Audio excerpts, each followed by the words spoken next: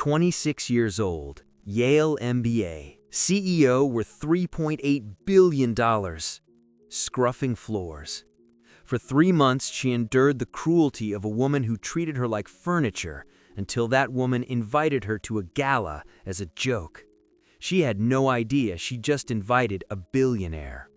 Zuri Bennett scrubbed the marble floor of the Kang Mansion's grand foyer on her hands and knees, her reflection distorted in the gleaming stone. 26 years old, Yale MBA, CEO of Bennett Global Industries, worth $3.8 billion. Playing Maid. "You missed a spot," Isabella Kang said, stepping over her without breaking stride.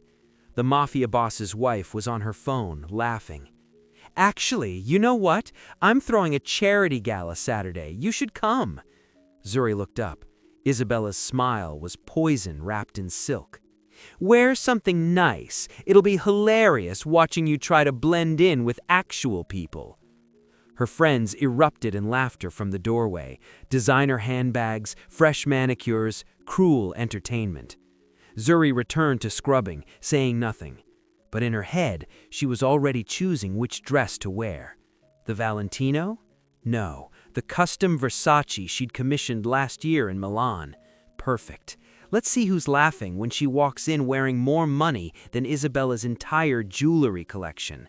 3 months earlier, Zuri had walked into the Kang Mansion wearing a cheap polyester uniform she'd bought at a discount store. Her natural hair tucked under a plain headscarf, makeup-free, carrying a bucket of cleaning supplies. The employment agency receptionist had been confused. "Miss Bennett, are you sure this is a housekeeping position? Entry-level, minimum wage?" "I'm sure." What the agency didn't know, what no one knew, was that Zuri Bennett, youngest self-made billionaire in the country, had spent 6 months planning this. Bennett Global Industries had been approached by Tam & Kang's legitimate business front, Kang Luxury Hotels, for a potential partnership. The contract was worth $200 million, but Zur's investigative team had flagged something: rumors of money laundering, connections to organized crime, suspicious financial transfers. She could have sent lawyers, hired investigators, done the safe, sensible thing. Instead, she'd gone undercover herself. If I'm investing $200 million, I need to see the truth with my own eyes. Now, 3 months in, she'd learned plenty. Tam & Kang ran a tight operation, legitimate hotels masking carefully concealed illegal activities. He was ruthless in business, but surprisingly ethical with his staff. Paid well, never cruel. His wife, however, was a different story. Isabella Kang treated the household staff like furniture, barely acknowledged their existence except to criticize. Zuri had endured it silently, taking notes, gathering information, playing her role perfectly, until today's invitation. Mrs. Park, the head housekeeper, found Zuri in the supply closet that evening. "You okay, child?" The older Korean woman's eyes were kind. "I heard what Mrs. Kang said. That woman has no class. Money can't buy decency." "I'm fine, Mrs. Park." "You're different from the others." Mrs. Park studied her. "You speak too well. Your hands are too soft. Who are you, really?" Zuri smiled. "Just someone who needed a job." Mrs. Park didn't believe her. "Well, whoever you are, don't let that terrible woman break you." "I won't." Breaking wasn't in Zur's vocabulary, but revenge, that she could work with. She's a billionaire CEO scrubbing floors, and the Mafia boss's wife just invited her to a gala, as a joke. Drop a heart if you already know this is about to be epic. Zuri is playing Maid, but she's worth $3.8 billion, and nobody knows. Hit that like button and subscribe to Korean Mafia Tales, because when she shows up in that custom Versace, Isabella is going to regret every cruel word. Mrs. Park already suspects something. This undercover mission is getting interesting. Dave Tammons, head of security, cornered Zuri in the kitchen 2 days before the gala. "Okay, I know you're not really a maid," he whispered, glancing around to make sure they were alone. Zuri froze mid-polish of a silver candlestick. "Excuse me, lady? I've been doing security for 15 years. I can spot a fake ID from across the room. Yours is good, but not perfect." Dave leaned against the counter, arms crossed. Plus, you slip up. Last week, you referenced a Harvard Business Review article that came out 3 days ago. Maids don't typically read HBR. Zuri set down the candlestick carefully. Are you going to tell Mr. Kang? Depends. Are you a cop? FBI? Rival family? None of the above. Then what are you? Zuri studied him. Dave had kind eyes despite his intimidating build. She'd watched him for 3 months. Loyal to Tammin, respectful to staff, honest. I'm conducting due diligence, she said carefully. Business investigation. Dave's eyebrows shot up. You're corporate here? The less you know, the safer you are. Too late. I already know too much. Dave grinned. So this gala thing, Mrs. Kang invited you to humiliate you, right? That seems to be the intention. Are you actually going? Absolutely. Dave's grin widened. Oh man, I gotta see this. What are you planning? Just showing up as myself. Which is, Zuri smiled, someone Mrs. Kang really shouldn't have messed with. I like you. Dave pushed off the counter. Okay, here's the deal. I won't blow your cover, but I'm helping. You need a ride to this gala? Security? Someone to capture Mrs. Kang's face when you walk in? Why would you help me? Because Isabella Kang is terrible, and I've been waiting 3 years for someone to take her down a peg. Dave extended his hand. Partners? Zuri shook it. Partners. Mrs. Park appeared in the doorway. What are you two plotting? Dave jumped. Nothing? Terrible liar, Mrs. Park said, walking in with fresh linens. You're helping the mystery girl humiliate Mrs. Kang at the gala, aren't you? How did you? I'm old, not deaf. The whole staff knows about the invitation. We're all rooting for you, dear. Mrs. Park patted Zuri's shoulder. Whatever you're planning, I'll make it good. The day before the gala, Zuri made a phone call from her small staff bedroom. Marcus, it's me. Marcus Chen, her actual head of security at Bennett Global, answered immediately. Boss, you okay? It's been 3 months. I'm fine. I need you to arrange something. Anything. Tomorrow night, I need the Versace, the custom one from Milan, and the Cartier diamonds, the full set. Silence. Then, you're blowing your cover strategically? Does this have anything to do with the charity gala at the Riverside Hotel that Mrs. Kang is hosting? You've been monitoring? Of course I've been monitoring. You're undercover in a Mafia boss's house. I've had a team on standby for 3 months. Marcus paused. What's the play? Mrs. Kang invited me to her gala as entertainment. Yo, she wants to humiliate the poor maid in front of high society. Marcus laughed. Oh, she has no idea who she's dealing with, does she? None whatsoever. I'll have everything delivered to the Riverside penthouse suite, already booked under your alias. Hair and makeup team standing by. What time do you want to arrive? Fashionably late. Let her think I'm not coming. Brutal. I love it. Marcus's tone shifted. Boss, have you found what you were looking for about the Kang operation? Zuri thought about the documents she'd photographed, the conversations she'd overheard, the financial records she'd accessed. Yes, Tammin Kong's hotels are clean. The illegal activity is small scale, contained, and he's actively trying to face it out. He's not the problem. Then why are you still there? Good question. Zuri's mind flashed to Tammin, the way he'd thanked her last week for finding his misplaced documents, the rare smile when Mrs. Park made him laugh, the exhaustion in his eyes when he thought no one was watching. A man trapped in a loveless marriage, a dangerous legacy trying to build something legitimate. Tying up loose ends, Zuri said. Marcus didn't believe her. Uh-huh. See you tomorrow, boss. Don't break too many hearts. She hung up. Mrs. Park knocked softly. Child, Mr. Kong wants to see you in his study. Zuri's pulse quickened. Did he say why? No, but he looked curious. Tammin Kong's private study was all dark wood and leather, floor-to-ceiling bookshelves, a massive desk with 2 monitors displaying financial reports. He stood when Zuri entered, which surprised her. Most employers didn't stand for staff. Mrs. Park said you wanted to see me, sir. Close the door, please. Zuri's heart hammered. Does he know? Tammin gestured to a chair. Sit. She sat, keeping her posture submissive, eyes down, the perfect maid. "How long have you been working here?" Tammin asked. "3 months, sir. And you're attending tomorrow's gala." So he'd heard about Isabella's invitation. "Your wife invited me, sir. I didn't want to be rude by declining." Tammin's jaw tightened.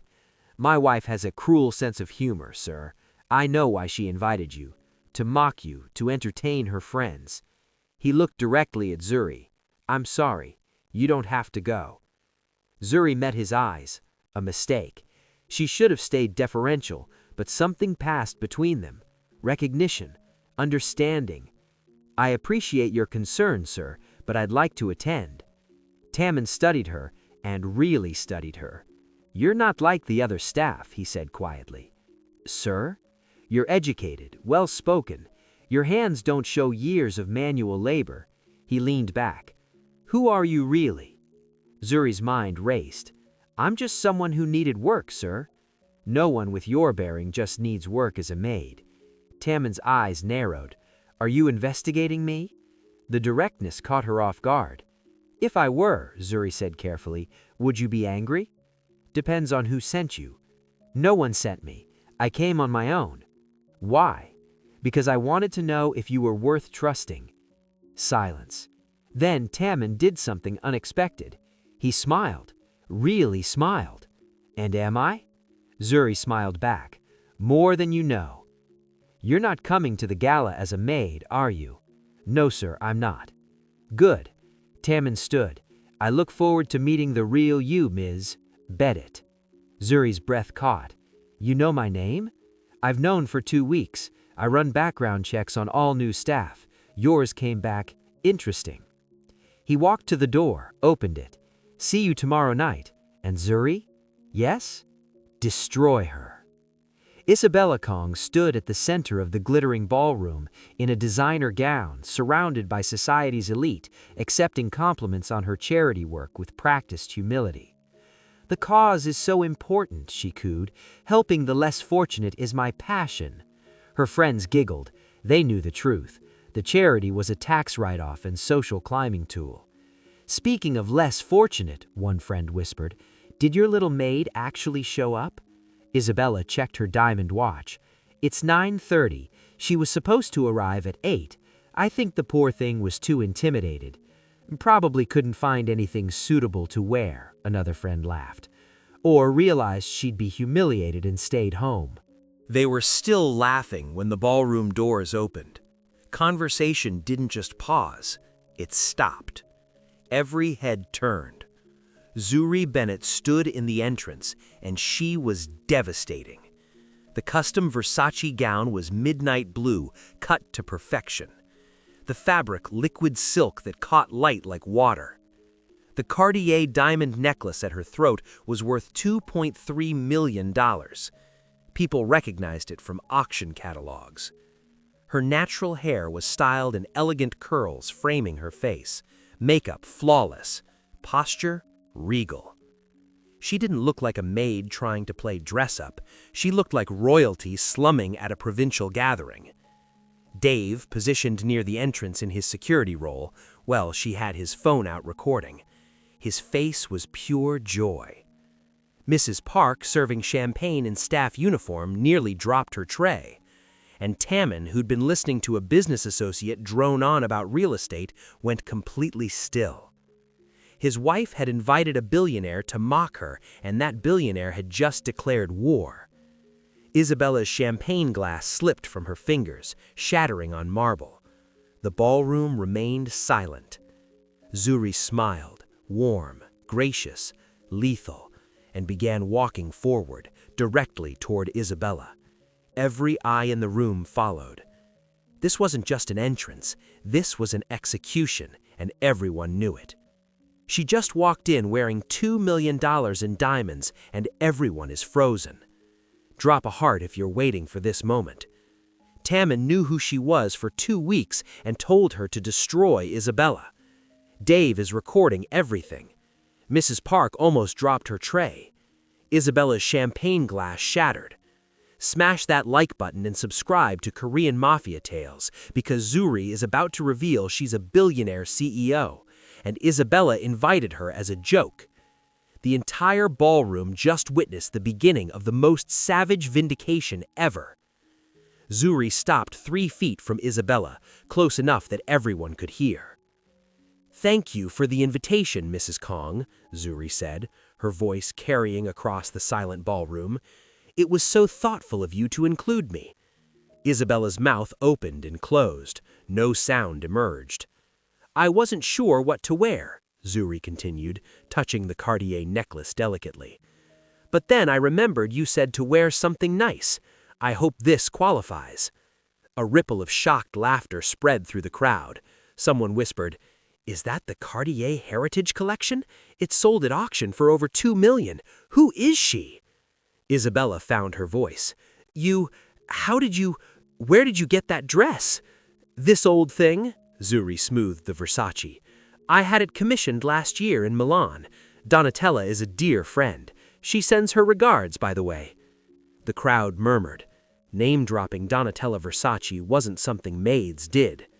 Dave was openly grinning now, phone still recording. Mrs. Park had abandoned all pretense of working, watching with barely concealed delight. Tammin moved through the crowd, stopping beside his wife. His eyes met Zuri's. "I don't believe we've been properly introduced," he said, playing along perfectly. "I'm Tammin Kong." Zuri extended her hand. "Zuri Bennett, CEO of Bennett Global Industries." The ballroom erupted. "Bennett Global? The tech conglomerate? She's worth billions. Why was she working as a maid?" Isabella's face had gone from red to white to green. You were my maid. You scrubbed my floors." "I was conducting due diligence," Zuri said calmly. "Your husband's company approached mine about a partnership. I wanted to see the operation from the inside before investing $200 million. She turned to address the crowd. "I spent 3 months working in the King household. I cleaned toilets. I polished silver. I observed everything." Zuri's voice strengthened. And I learned that dignity has nothing to do with job titles.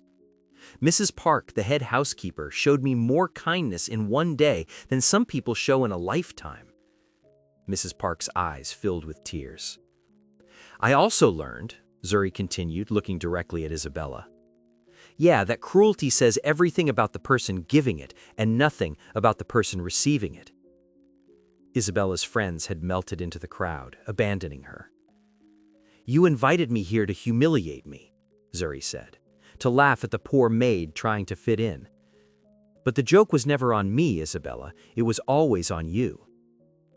The ballroom had transformed into a theater, everyone positioned to watch the social execution. You want to know what I learned in 3 months? Zuri asked.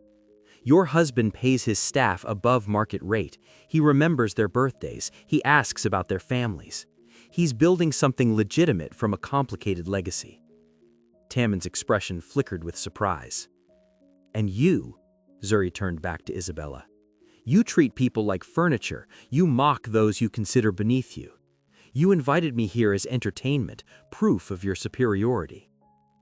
I didn't know, Isabella stammered. Exactly. You didn't know because you never bothered to look. Zuri's voice was sharp. You saw a maid and assumed powerlessness. You saw service work and assumed worthlessness. That says everything about your character. A man in an expensive suit pushed through the crowd. Late 50s, distinguished, clearly someone important. Zuri Bennett? He asked. Robert Chen, I'm on the board at Bennett Global. I've been trying to reach you for 3 months. Hello, Robert. Sorry, I've been busy. Busy? Your assistant said you were on sabbatical. Robert looked around, confused. What's happening? Long story. We'll catch up Monday, Zuri smiled. Actually, Robert, meet Tammin Kang. I'm approving the Kang Hotel's partnership. $200 million standard terms. Tammin's eyes widened. You're serious? Completely. Your operation is clean, your business model is sound, and you treat people with respect. Zuri glanced at Isabella. Most people, anyway. Robert was trying to process. You went undercover as a maid to vet a business partner? Due diligence. That's... Robert started laughing. "That's the most Zuri Bennett thing I've ever heard." Isabella finally found her fury. "You used me. You infiltrated my home under false pretenses." "Actually," Dave called out from his position, "she applied for a job and got hired. No false pretenses. You just never asked who she was."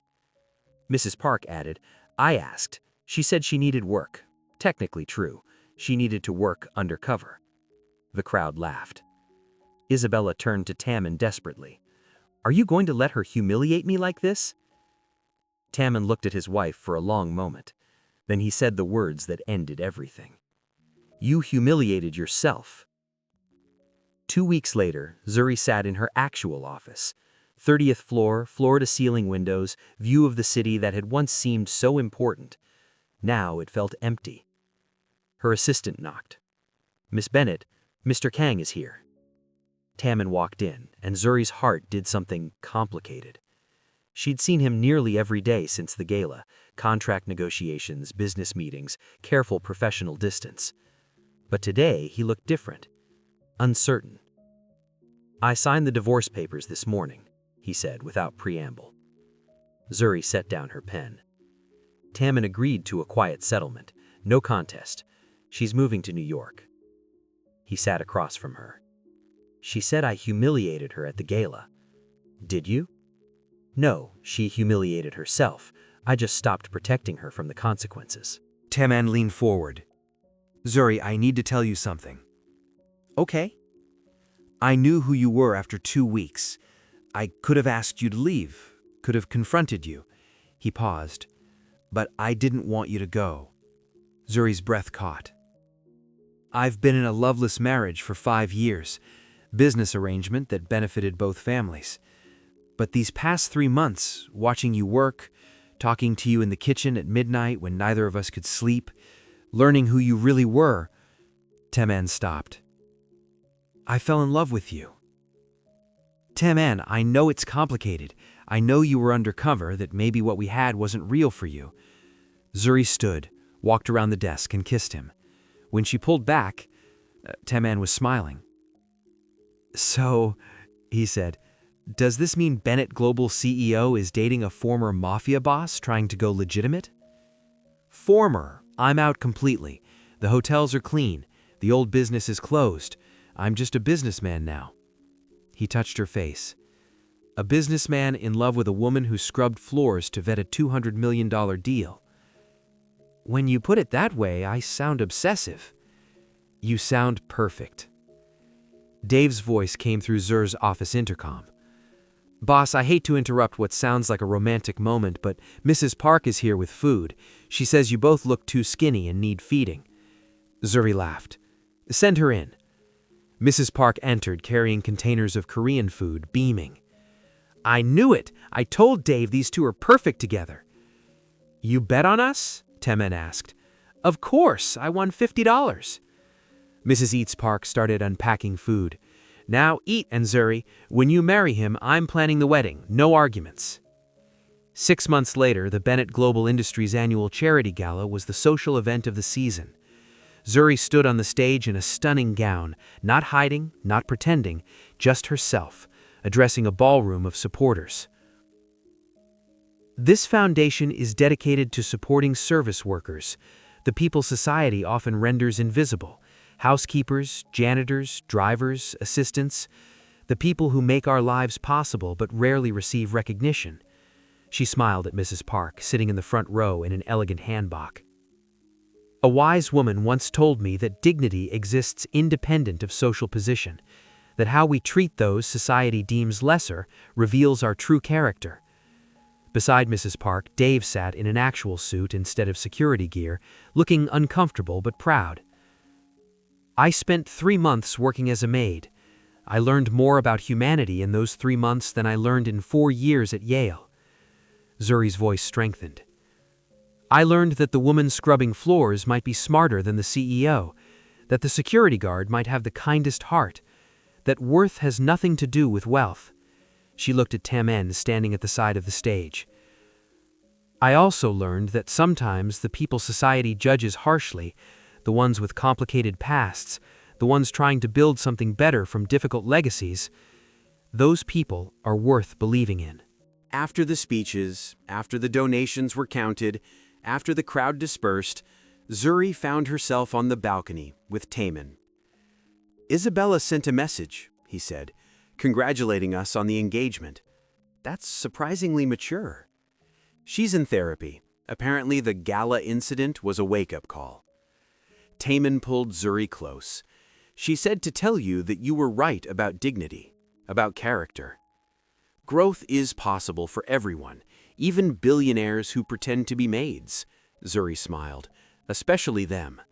Below, the city sparkled. Above, stars emerged, and Zuri Bennett, who'd learned her worth had nothing to do with her wealth and everything to do with her choices, kissed the man who'd learned the same lesson. Mrs. Park's voice floated up from below. "Dave, I told you they'd be kissing. You owe me another $20. Dave's groan. "I need to stop betting against you, Mrs. Park." Zuri and Taman laughed, holding each other, surrounded by people who'd learned that dignity isn't given by society, it's claimed by those brave enough to be exactly who they are, regardless of who's watching. From scrubbing floors to savage vindication to true love, drop a heart if this story gave you all the feels. Zuri went from undercover billionaire Maid to exposing Isabella at the gala, to finding real love with Cayman. Mrs. Park and Dave betting on them has me dying. What was your favorite moment? The $2 million dress entrance? Taman telling her to destroy Isabella? Mrs. Park winning another bet?